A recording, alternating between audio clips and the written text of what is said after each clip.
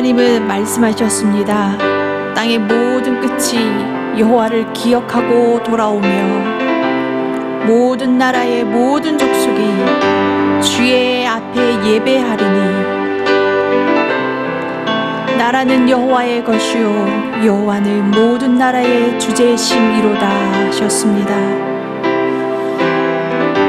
주의 이름을 간절히 찾고 주의 영광을 구하는 자들이 오늘도 하나님 앞에서 예배를 드립니다. 온 땅에 엎드려 여호와께 경배드리며 주의 자녀들이 하나님을 찬양하며 높이 올려드리오니 아버지 하나님, 이 시간 저희들과 함께하여 주시고 우리들의 예배를 받아 주시옵소서. 이 시간 다 같이 하나님의 이름을 찬양하면서 하나님 앞에 기도드리시겠습니다. 여호와의 이름을 찬양합니다.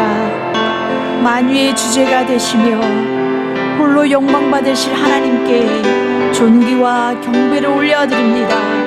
이곳에 함께하여 주시옵소서. 주여, 이곳의 왕으로 좌정하여 주시옵소서. 겸손히 무릎 꿇고 주의 얼굴을 구하는 모든 자들 위에 성령께서 임재하여 주옵시기를 간절히 바라옵고 소원합니다. 시편 19편 7절 말씀에 여호와의 율법은 완전하여 영혼을 소성시키며 여호와의 증거는 확실하여 우둔한 자를 지혜롭게 하며 여호와의 교훈은 정직하여 마음을 기쁘게 하고 여호와의 계명은 순결하여 눈을 밝게 하시도다 하셨습니다. 오늘도 하나님의 음성 듣기를 사모하십시다. 영혼을 소성시키는 영생의 말씀이 들려지게 하여 주시옵소서. 우둔한 자를 지혜롭게 하시는 능력의 말씀이 들려지게 하여 주시옵소서. 마음을 기쁘게 하고 어두운 눈을 밝히게 하는 권능의 말씀이 우리의 마음에 새겨지게 하여 주시옵소서.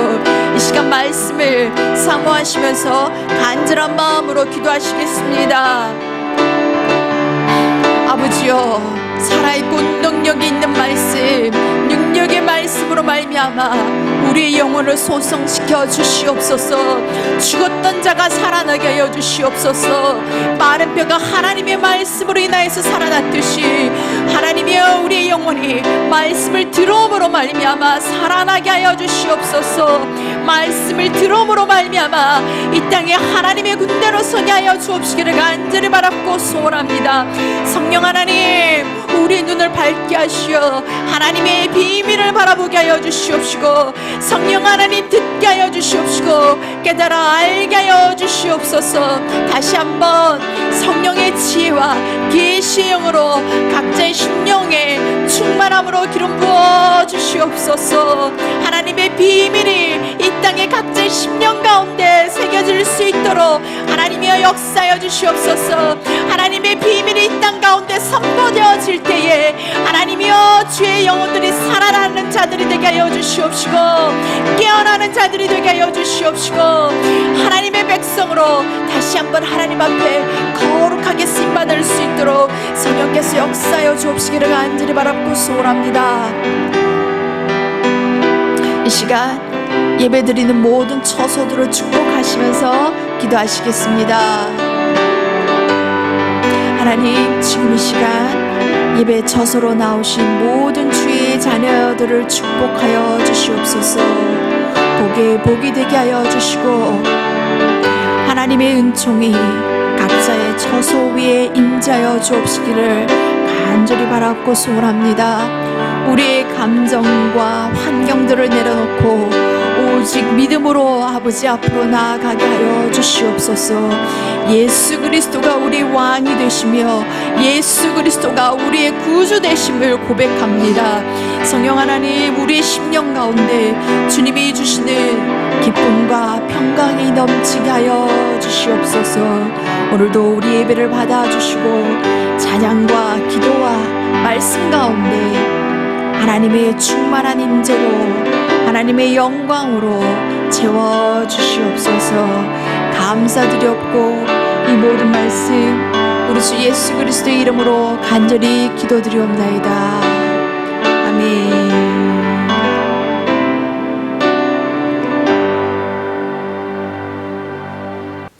할렐루야. 이 시간 온라인 예배를 통해서 각 처소에서 예배 가운데로 주님의 말씀 가운데로 나오시는 여러분들을 주님 이름으로 축복하며 환영합니다. 여러분, 오늘 무슨 날입니까? Happy Mother's Day. 각 가정에 있지만 여러분 자축하시고 주님이 주시는 위로와 사랑으로 오늘 하루 충만하게 기쁘게 지내시기를 주님 이름으로 간절히 축복드립니다. 그래서 오늘은 어머니의 사랑에서 말씀을 시작해 보려고 합니다. 이 세상에서 가장 넓고 깊은 사랑이 있다면은 아마 어머니의 사랑일 것입니다. 여기에 대해서 이의를 제기할 사람은 아무도 없을 것입니다. 내리 사랑이라고 처음에는 그 사랑을 잘 모릅니다. 그런데 우리가 장성해서 결혼해서 자식을 낳아서 키워보면은 이제 그 어머니의 사랑에 대해서 조금씩 알아가는 것입니다. 옛날에 불효자는 웁니다 라는 곡이 있습니다. 우리가 이맘때쯤이면은 어머님의 은혜라는 곡을 부르면서 눈시울을 적시곤 합니다. 바로 어머니의 사랑은 갚을 수 없는 그런 사랑이기 때문입니다. 그런데 여러분, 어머니의 사랑의 유효기간이 얼마나 되는지 아십니까? 평생 자녀만을 생각하십니다. 어머니는 아이를 낳으면은 생리적으로 하루에 몇 번씩 그 어린 아이를 생각한다고 합니다. 젖 먹일 시간이 되면은 젖이 불어나서 아이를 생각한다고 합니다. 먹지 않으면은 불어난 젖이 아파와서 아이를 생각합니다. 계속 먹이지 않으면은 입맛이 없어진다 그럽니다. 그래서 아이를 또 생각합니다. 아이는 배가 고파서 울지만은 엄마는 마음이 아파서 운다는 것입니다. 어머니의 사랑은 죽는 그날까지 자녀를 생각합니다. 그런데 오늘 제가 여러분들에게 나누고자 하는 말씀은 이 어머니의 사랑이 아니라 그것보다도 더 깊고 넓고 측량할 수 없는, 인간이 도저히 상상할 수 없는 사랑, 무엇입니까? 바로 하나님의 사랑입니다. 그 하나님의 사랑은요, 우리가 이 땅의 생애에서뿐만이 아니라는 것입니다. 우리가 이 땅에 나기 전에 벌써 우리에게 대한 모든 계획을 다 가지고 계셨던 그 사랑, 이 땅에 처음 생명을 가지고 나게 하셨던 사랑, 그리고 우리 생명이 끝나는 날, 그날까지 우리를 인도하시며 맞이해 주실 그 사랑뿐만 아니라 영원한 하나님 나라에서까지 우리와 함께 하실 그 사랑, 그 사랑을 생각할 때 오늘도 감격하지 않을 수가 없습니다. 그 사랑의 주님이 오늘 내 속에 거처로, 나를 거처로 삼아서 임해서 살아가고 계시기 때문입니다. 이 좁디 좁은 이 안에, 내 속에 이 거룩하지 못하고 때로는 늘 세상만 바라보며 주저앉고 넘어지고 어떨 때 보면 하나님 나라에 전혀 보탬이 될 것 같지 않는, 제가 생각할 때 그런 내 안에 거처를 삼고 사랑해 주십니다. 날마다 말씀을 통해서 거룩하게 해주시면서 천국으로 인도해 주신다는 것입니다. 이 주님의 사랑을 생각할 때 오늘도 저는 그 사랑에 감격하지 않을 수 없고 그 사랑을 전하지 않을 수가 없는 것입니다. 주님의 복음과 교회와 하나님 나라를 위해서 헌신하지 않을 수가 없다는 것입니다. 그 주님이 오늘 어떤 모습으로 우리에게 찾아오셨습니까? 본문 12절입니다. 버가모 교회의 사제에게 편지하라. 좌우에 날성검을 가지신 이가 이르시되. 여러분, 사랑의 하나님과 칼을 든 하나님, 여러분 어울리십니까? 오늘 본문을 이해하는 핵심이 여기에 있습니다. 성경이 무엇이냐는 것입니다.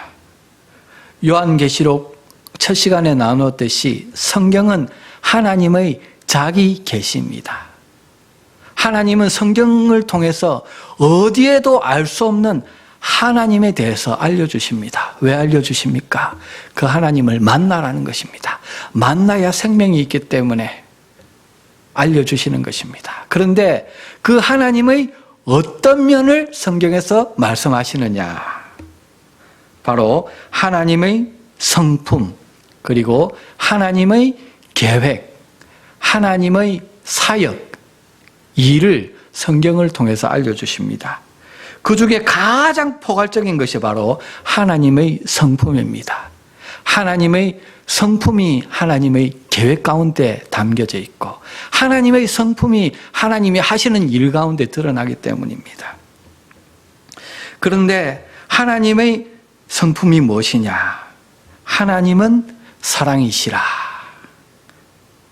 그래서 성경을 어디를 봐도 우리는 하나님은 사랑이시라는 것을 볼 수 있어야 됩니다. 이 사랑의 하나님을 보고 만날 수가 있어야 됩니다.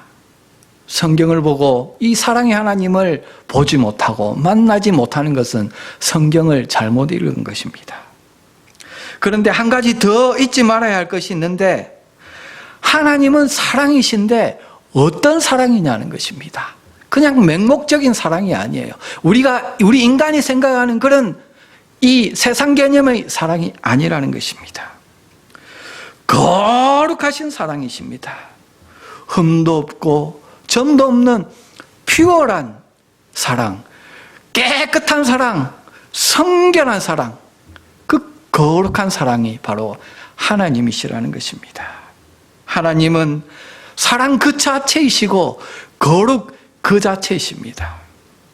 그래서 하나님이 계신 성전이라면은 그곳에는 죄가 용납될 수가 없습니다.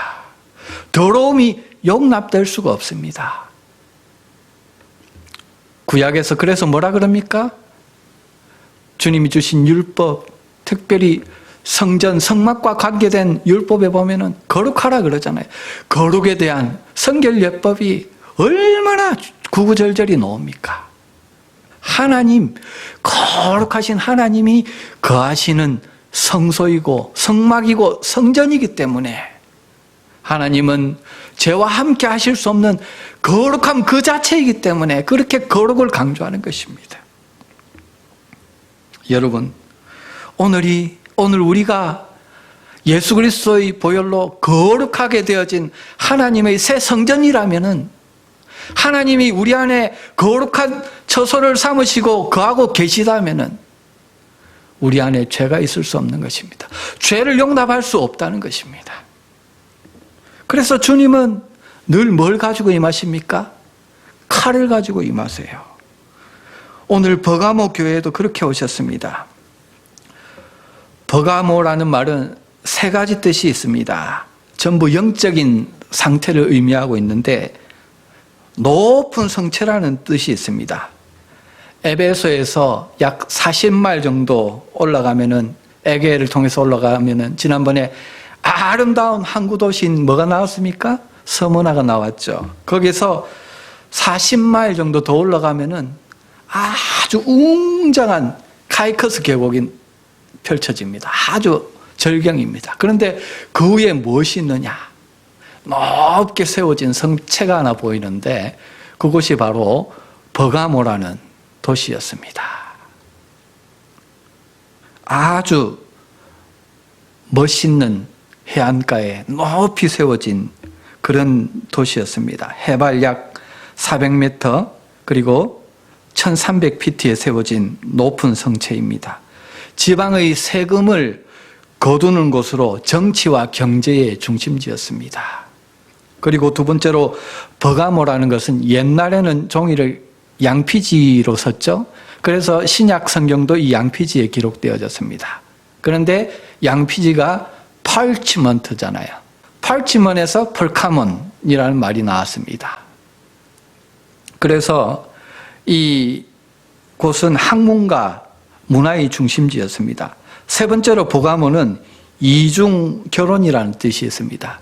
고대 트로이 제국이 멸망하면서 왕비가 잡혀갔습니다. 그래서 아킬레스와 이중 결혼을 했는데 거기서 낳은 아들이 이 버가모라는 도시를 세웠기 때문에 이중 결혼이라는 뜻을 가지게 되었습니다.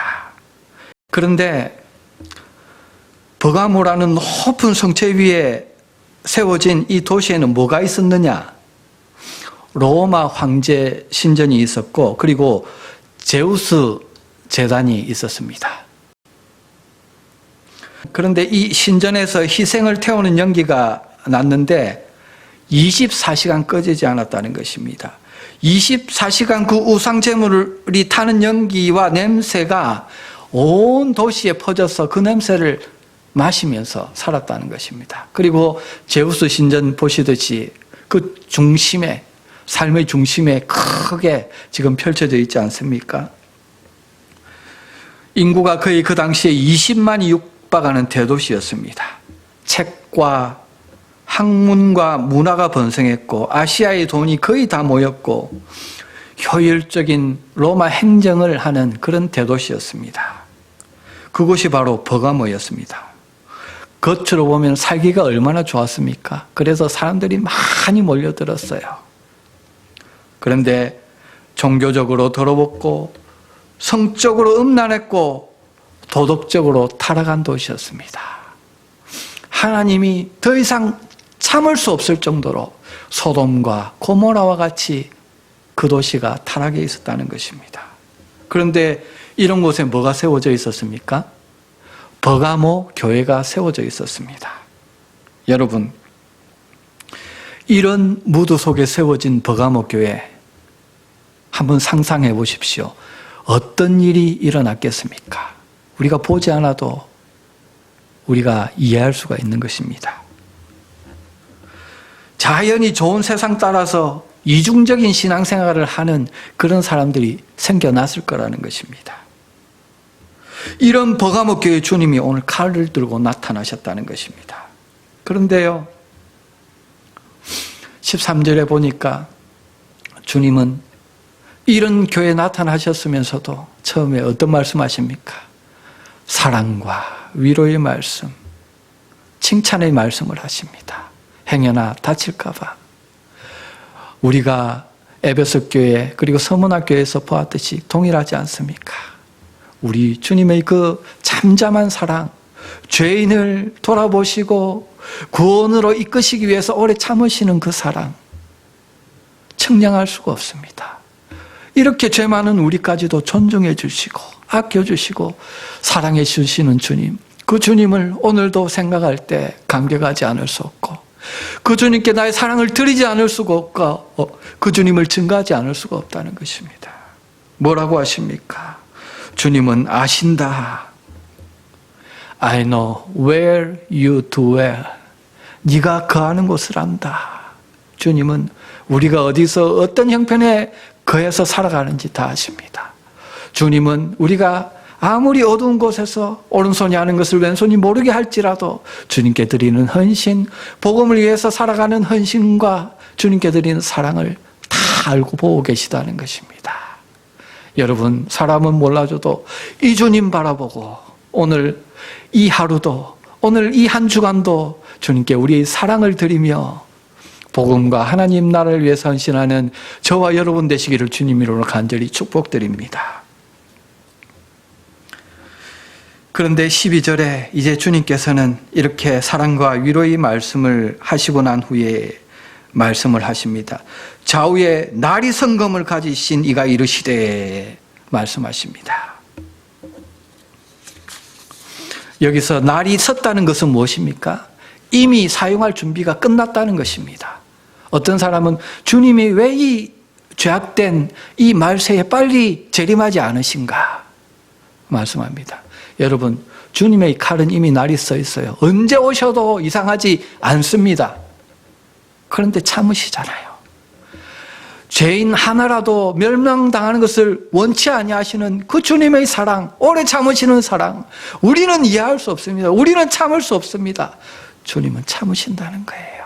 한 사람이라도 더 돌아오는 것을 기다리고 계시는 그 주님. 그리고 좌우 양쪽에 날이 있다는 것은 두 가지 용도로 사용된다는 뜻입니다. 수술용 칼로도 쓰이고 전쟁용 칼로도 쓰인다는 뜻입니다. 그런데 16절에 보면은 이 주님의 칼은 어디에 있습니까? 손에 쥐어져 있습니까? 아니죠. 어디에? 내 입의 검으로 입에 가지신 검입니다. 다시 말해서 오늘 예배 가운데 선포되어지는 주님의 입의 말씀,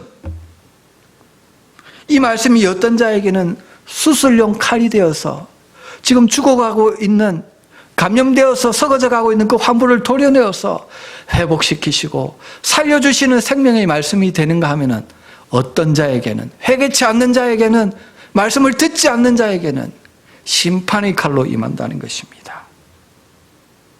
그러면서 14절에 보면은 누구를 언급합니까?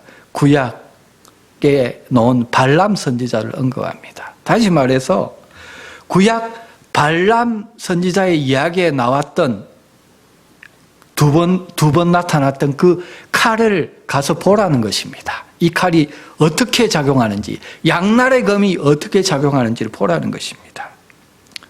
우리는 민수기 22장 21절로 23절에서 발람의 이야기에 나오는 첫 번째 칼을 볼 수가 있습니다. 발람이 아침에 일어나서 자기 나귀의 안장을 지우고 모압 귀족들과 함께 행하니 그가 행함을 인하여 하나님이 진노하심으로 여호와의 사자가 그를 막으려고 길에 서니라. 발람은 자기 나귀를 타고 그 두 종은 그와 함께 있더니 나귀가 여호와의 사자가 칼을 빼어 손에 들고 길에 선 것을 보고 길에서 떠나 밭으로 들어간지라. 발람이 나귀를 길로 돌이키려고 채찍질하니. 여기 첫 번째 칼이 등장합니다. 여러분들이 잘 아시는 나귀가 말을 하는 장면이 나오는 그 말씀입니다. 이스라엘이 홍해를 건너서 40년간 광야에서 믿음 훈련을 받고 난 후에 이제 약속의 땅 가나안 땅으로 들어가려고 모압 평지에 진을 쳤을 때 이야기입니다. 모압 왕이 큰 위협을 느꼈습니다. 군사적으로 안 될 것 같으니까 종교와 사술의 힘을 빌어서 이스라엘을 무너뜨리려고 합니다. 그래서 발람 선지자를 매수하러 갔습니다. 이스라엘을 저주하라는 것입니다. 하지만 발람 선지자는 하나님께서 그들과 함께 가지도 말고 저주하지도 말라 말씀하셨기 때문에 처음에는 거절을 합니다. 그런데 모압 왕이 어떻게 합니까? 더 많은 재물, 더 많은 명예를 주겠다고 합니다. 그렇게 유혹해 오니까 말로는 하나님이 싫어하시니까 절대 안 된다 하면서 속으로는요, 마음이 이제 조금씩 끌리기 시작하는 것입니다. 하나님이 가지 말라고 이미 말씀하셨는데도 하나님께 또 나가요. 하나님 갈까요 말까요? 또 나가서 묻습니다. 하나님 갈까요 말까요? 무슨 말입니까? 마음이 벌써 미혹을 당했다는 거예요. 눈에 그 재물과 명예가 들어왔다는 것입니다. 하나님 혹시 더 하실 말씀 없습니까? 모압 사람들이 다시 왔어요. 어떻게 할까요? 갈까요 말까요? 자꾸 미혹된 마음으로 주님께 나오니까 주님께서 뭐라고 하십니까? 그 사람들이 너를 부르러 왔느냐? 그러면 일어나서 함께 가라. 여러분, 이 응답이요, 가라는 말씀입니까? 가지 말라는 말씀입니까? 미혹에 끌리지 말라는 말씀이잖아요. 가지 말라는 말씀이에요. 그런데 어떻게 해석합니까? 세상 물질과 명예로 어두워지니까 하나님이 가도 좋다고 하나님의 응답으로 생각하고 갔다는 것입니다. 나귀를 타고 모압으로 떠나가잖아요. 이때 나타난 게 뭡니까? 여호와의 첫 번째 나타난 여호와의 칼이었다는 거예요. 여호와의 사자가 칼을 들고 길을 막아 섰습니다. 그런데 여기서 아이러니가 일어나는 거예요. 여호와의 칼을 누가 봐야 됩니까? 여호와의 선지자 발람이 봐야 되잖아요. 그런데 발람은 보지 못해요. 누가 봅니까? 미물인 나귀가 보잖아요. 누가 길을 돌이킵니까? 발람 선지자가 돌이켜야 되는데 미물인 나귀가 돌이키잖아요. 미물도 하나님을 보고 하나님 말씀을 듣고 돌이키는데 하나님 앞에 기도하는 선지자가 하나님의 칼도 모르고 하나님이 무엇에 진노하는지도 모르고 세상 물질과 명예의 눈이 어두워서 귀가 어두워서 돌이키지를 않습니다. 오히려 어떻게 합니까? 빨리 가야 하는데 가지 않으니까 나귀를 마구 채찍질하고 있어요. 무슨 말이냐면은 주위에서요, 그렇게 살면은 안 돼. 하나님이 기뻐하지 않으셔. 잘못하면 큰일 나. 여호와의 진노가 임할지도 몰라. 그러는데도 자기가 하나님보다 더 똑똑해요. 내 인생은 나의 것, 터치하지 말라는 거예요. 내 앞길 가로막지 말라. 내 살 길은 오직 빨리 더 많이 그렇게 이 세상 물질 명예 버는 거야. 그런데 그 벌어서 뭐 할 거예요? 하나님 나라와 복음을 위해 쓰려고 그러는 것입니까? 아니잖아요. 세상에서 잠시 누리다가 떠나야 되는 그 세상맛 즐기려고 조금 더 큰 집, 조금 더 좋은 차, 조금 더 이 세상의 문화 즐기려고 그러는 거잖아요. 그런데 로마서 6장 23절에 죄의 삭은 뭐다? 사망이다. 죽음이잖아요. 결국 그렇게 살면은 제일 마지막에 기다리는 것은 사망이고 죽음이에요. 죽음의 낭떠러지 절벽이 기다리고 있다는 거예요. 심판의 칼이 기다리고 있다는 것입니다. 그래서 주님께서는 계속적으로 말씀의 검을 주시는 거예요. 오늘도 예배 가운데 주시고 일상 삶 가운데서 늘 성령이 말씀을 기억하게 하시는 거예요. 말씀을 주십니다. 더 이상 가면 안 돼. 더 이상 썩어 들어가면 안 돼. 죄의 낙을 즐기면 안 돼. 그러면 헤어나올 수 없어. 죽는다고. 세상 물질과 향락에 귀가 어둡고 눈이 어두워서 주님이 나중에 말씀을 하셔도 듣지도 못하고 보지도 못해. 이렇게 말씀을 안 들으니까 주님은 이제 미물인 마귀를 통해서 훈계합니다. 22장 29절에 보면은 발람이 나귀에게 말하되 내가 나를 거역하였기 때문이니 내 손에 칼이 있었다면 곧 너를 죽였으리라. 적반하장. 하나님께서 하실 말씀을 지금 발람이 나귀에게 하고 있습니다. 아이러니죠, 그죠? 자기가 받아야 될 칼을 나귀에게 지금 겨누고 있다는 거예요. 내 손에 지팡이가 아니라 칼이 있었다면 넌 벌써 죽었다. 발람은요, 10번 죽고도 남을 죄를 짓고 있다는 거예요. 하나님이 보다 못해 어떻게 합니까? 발람의 눈을 열어서 뭘 보게 하십니까? 여호와의 칼을 보게 하시잖아요. 그게 32절에 있습니다. 보라, 내 앞에서 내 길이 사악함으로 내가 너를 막으려고 나왔더니 왜 나의 칼이 임했는지 아느냐? 내 길이 나에게 패역함으로, 내 마음이 나에게 패역함으로 너를 막아서 너의 길에서 돌이키게 하려고, 회개케 하기 위해서.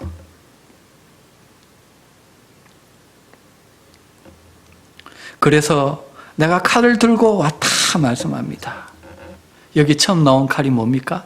수술용 칼이었다는 거예요. 잘못된 것을 드러내고 죽어가는 영적인 죄악을 드러내어서 회복시키고 다시 주님의 생명 가운데 살게 하기 위해서, 살리기 위해서 주신 은혜와 긍휼의 칼인 줄로 믿습니다. 이때 발람이 어떻게 합니까? 회개하잖아요. 34절입니다. 내가 범죄하였나이다. 당신이 나를 막으려고 길에 서신 줄을 내가 알지 못하였나이다. 내가 재물과 명예에 눈이 어두웠나이다. 이런 말이죠. 당신이 이를 기뻐하지 아니하면 나는 돌아가겠나이다. 그런데 사람들이요, 낭패를 당하면은요, 두 손 들고 하나님 앞에 놓습니다. 빈손 들고 앞에가 십자가를 붙드네. 의가 없는 자라도 도와주신 바라고. 주님, 벌레만도 못한 죄인입니다. 죽을 죄인입니다. 용서해 주십시오. 눈물로 회개를 해요. 한 번만 살려달라고 그럽니다. 그런데요, 회개의 눈물이 마르기도 전에 그 위기만 잠시 모면하면 어떻게 변합니까? 다시 그 길을 가는 사람이 많다는 것입니다. 하나님이 싫어하는 길인 줄 뻔히 알면서도 그러다가 나중에 심판의 칼을 받아요. 돌이킬 수 없습니다. 저는 신앙생활하면서 그런 사람들을 너무나 많이 보았습니다. 하나님의 은혜가 결국은 은혜되지 못하고 나중에는 다시 세상으로 가서 비참한 처우를 맞이하는 그런 사람들이 많다는 것입니다. 어떤 분은 이렇게 표현했습니다. pseudo confession, 거짓 회심이라는 것입니다. 회심하는 척 한다는 것입니다. 하지만 본심은 따로 있다는 거예요. 연기한다는 거예요. 눈물 연기, 위기 모면용 연기 하지 말라는 거예요. 하나님은 우리의 마음의 생각과 동기까지 다 꿰뚫어 보시는 분이십니다. 오늘도 교회 가운데 날마다 거니시며 불꽃 같은 눈으로 스캔을 해서 영혼까지 다 내다보시는 그 주님 앞에 연기한다고 되는 것이 아닙니다. 그렇게 울고불고 하니까 주님이 안타까워서 한 번은 살려주십니다. 모른 척 해주십니다. 그런데 한 번, 두 번 계속하게 되면은요, 결국은 주님께서 심판하시는 게 아니에요. 자기가 그냥 그 죄악 가운데 죄가 좋아서 그렇게 벗삼아 살다가 그냥 최후를 맞이하는 거예요. 주님께서 내버려 두신다는 거예요, 나중에는.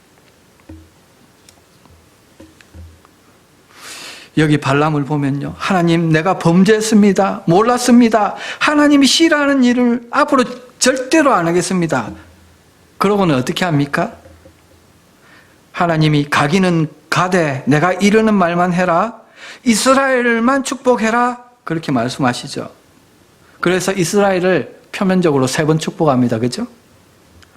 그런데 모압 왕 입장에서 볼 때 저주하라고 데려왔는데 자꾸 이스라엘 축복만 하니까 어떻게 됩니까? 마음이 이제 상하는 거예요. 아, 이제 됐어. 그냥 가. 이제 약속한 재물과 명예 이제 줄 수 없으니까 그냥 가. 그러니까 재물과 명예 때문에 하나님의 말씀도 사실은 살짝 이렇게 왜곡시키면서 여기까지 쫓아왔는데 또 마음이 재물과 명예에 간다는 거예요. 그러니까 어떻게 했습니까? 살짝 꾀를 가르쳐 줍니다. 어떻게 이스라엘을 무너뜨릴지. 그래서 거기 뭡니까? 발람의 꾀, 발람의 교훈입니다. 아리따운 여인들을 이스라엘 진영에 탁 보내면은 이스라엘 남자들이 그게 혹해가지고 간음죄를 저지르게 될 것이니까 이방 여인들과 성관계를 가지면은 하나님의 진노가 임해가지고 하나님의 진노 때문에 이스라엘이 다 쓰러질 것이다. 그 꾀를 가르쳐 준 거예요. 이 꾀가 적중을 합니다. 민수기 25장에 보면은요, 이스라엘이 타락을 하고 하나님이 진노하셔서 연병이 많은데 무려 24,000명이 그냥 그 자리에서 다 죽게 됩니다. 그 후에 이 발람에 의해서 들어온 이 간음죄는요, 이스라엘의 끊이지 않는 가시가 됩니다. 가나안 땅에 들어가서도 늘 가시가 되잖아요. 이중적인 삶, 영적인 간음. 여러분, 바닥을 친다, 반등한다는 말이 있습니다. 제로 포인트까지 내려가면 다시 올라간다는 거죠. 그런데요, 타락에는요, 바닥이 없어요. 영적인 간음에는 바닥이 없어요. 그 맛을 보게 되면요, 죽을 때까지, 지옥에 갈 때까지 계속 탐닉하며 계속 들어가는 거예요. 처음에 발람은 하나님의 말씀을 잘 순종했습니다. 하지만 1단계로 세상 재물, 명예가 눈에 들어오니까 계속해서 그것을 들으니까 끌립니다. 그 맛을 보게 됩니다. 그것을 누리고 살고 싶어지는 것입니다. 2단계로 하나님의 말씀을 자기 마음대로 해석하게 됩니다. 어기게 됩니다. 이렇게 살아도 구원받는 데 지장이 없어. 하나님이 말씀을 계속 주십니다. 마지막까지 참으십니다. 회개의 기회를 주십니다. 여호와의 칼까지 보여주세요. 그랬을 때 3단계로 잠시 거짓 눈물로 회개합니다. 위기를 모면합니다. 4단계로 다시 가던 길 또 가요. 이제 교회까지 신앙의 공동체인 이스라엘 백성까지 위험에 빠뜨리잖아요. 무너뜨리잖아요. 하나님 나라와 복음을 세우지 못할지언정 교회를 대적하고 교회를 무너뜨리는 일을 한다는 것입니다. 오늘 이 시대에도 세상의 유익 때문에, 자기 이익 때문에 그렇게 교리를 변형시키고 하나님 말씀을 왜곡해서 살아가는 사람들이 얼마나 많은지 아십니까, 여러분? 이런 자에게 기다리는 것이 무엇입니까? 두 번째 칼, 주님의 심판의 칼이 기다리고 있다는 것입니다. 첫 번째 나타날 때는 수술용 칼이었고 회개하면 다시 회복시켜주는 생명을 주시는 칼이었는데 끝까지 외면하고 거짓 회개하고 거짓 눈물 흘리고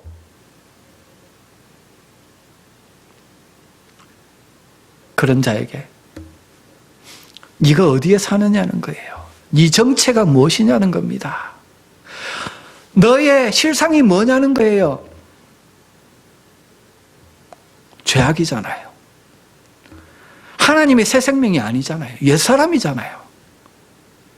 거짓으로 거듭난 척하면서 살아가지만은 주님의 눈은 속일 수 없고 자기의 정체대로 살아가는 것입니다. 그런 자에게 두 번째 칼이 임하는 것입니다.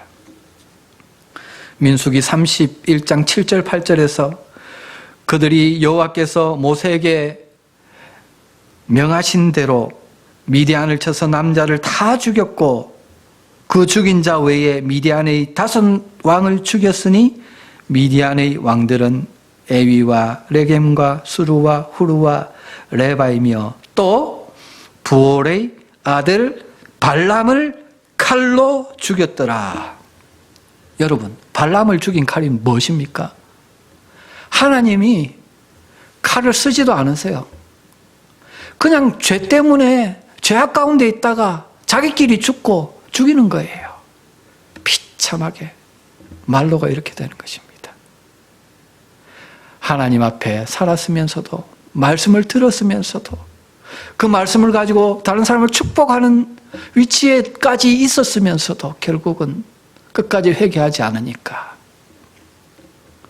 이렇게 두 번째 칼을 받게 되었다는 것입니다. 본문 15절에서 말씀하십니다.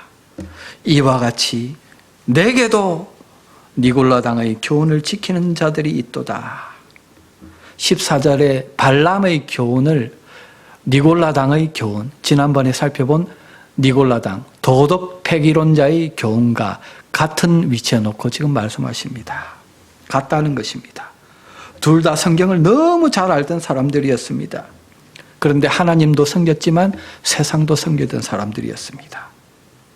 그래서 도덕 폐기론을 주장했습니다. 한 번 영혼이 구원받으면 육신적으로 어떻게 살아도 천국에 가는 데는 지장이 없다 외치면서 예배도 드렸지만 세상에 나가서 우상숭배도 하고 영적으로 간음하는데 우상채물도 먹으며 그렇게 살았습니다. 즐기며 살았습니다. 그런데요, 오늘 말씀하십니다. 내게도 있도다.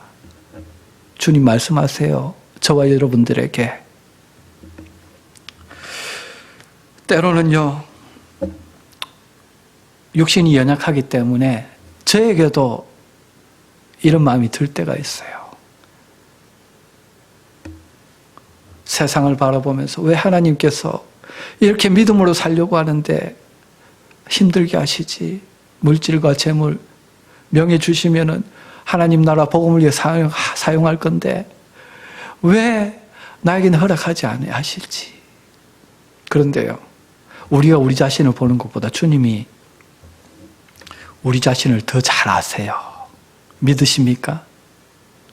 그거 주면은 주님 곁을 떠날 것이기 때문에, 세상으로 갈 것이기 때문에 죄의 낙을 누리다가 결국은 무엇을 만나요? 두 번째 칼을 만날 것이기 때문에, 우리 연약함을 너무나 잘 아시기 때문에 천국으로 인도해야 되잖아요. 잠시 있다가 가는 이 세상의 낙보다 천국의 영원한 생명을 누리게 해야 되니까 주님께서 허락하지 않으신 거예요. 인생을 살아보세요. 내가 얼마나 추악하고 더러운 죄인인지, 연약한 자인지. 그래서 인생을 지나고 나면 깨닫게 됩니다. 주님의 잠잠하신 사랑, 깊으신 사랑. 이렇구나. 내 속에 선한 것이 하나도 없는데 그것을 하나님이 허락하셨다면 내가 지금 어디에 가 있을까? 무엇하고 있을까? 생각만 해도 끔찍한 거예요. 주님의 높고 위대하심을 찬양하지 않을 수 없는 것입니다. 할렐루야. 우리의 처음과 마지막까지 영원 천국까지 내다보시며 우리를 잠잠히 인도하시며 늘 때를 따라 말씀을 주시며 때로는 고난도 주시면서 인도하시는 그 주님, 바로 저와 여러분들이 주님으로 영원한 거처로 삼고 살아가는 우리 주님인 줄로 믿습니다. 그 주님이 오늘 저와 여러분 안에 생명으로 살고 계세요. 얼마나 놀라운 일입니까?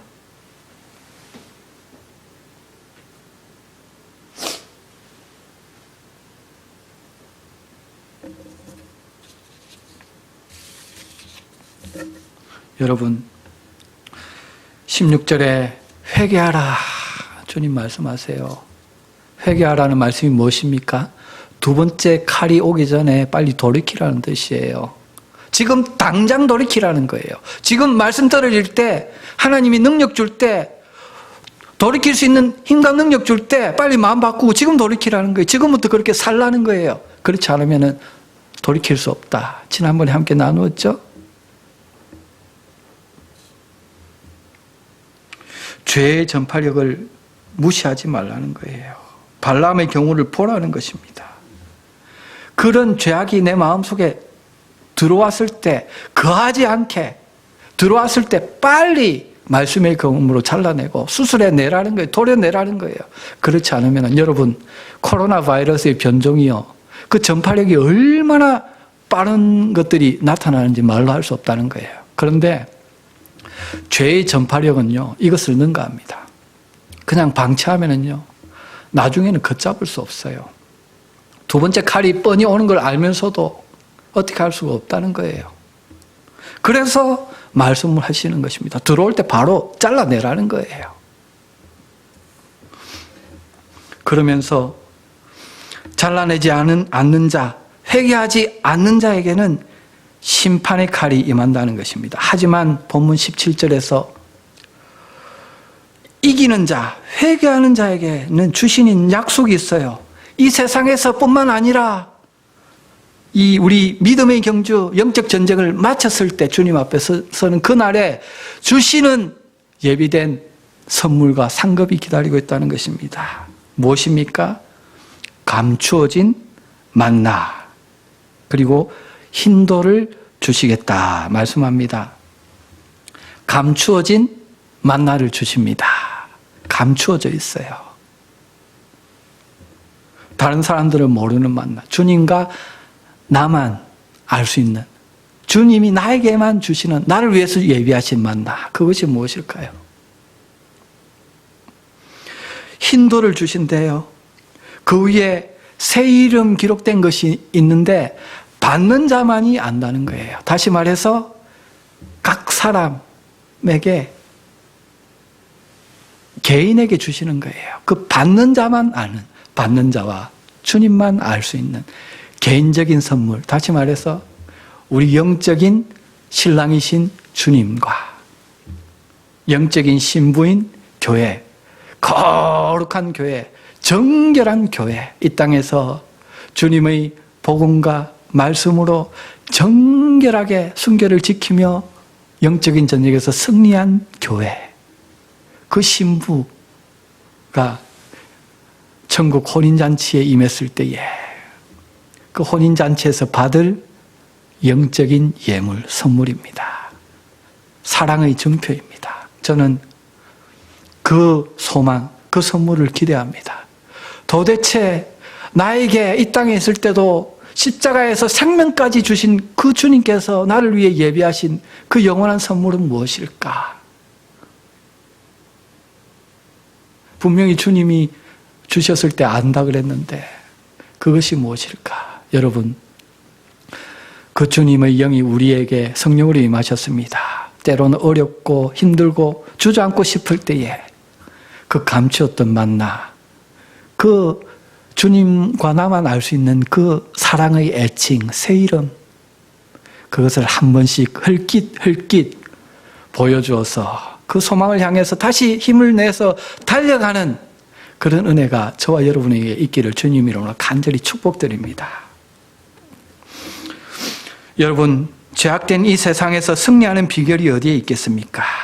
어떻게 이 세상의 유혹, 물질과 명예의 유혹에 눈을 감고 거기에 빠지지 않을 수 있겠습니까?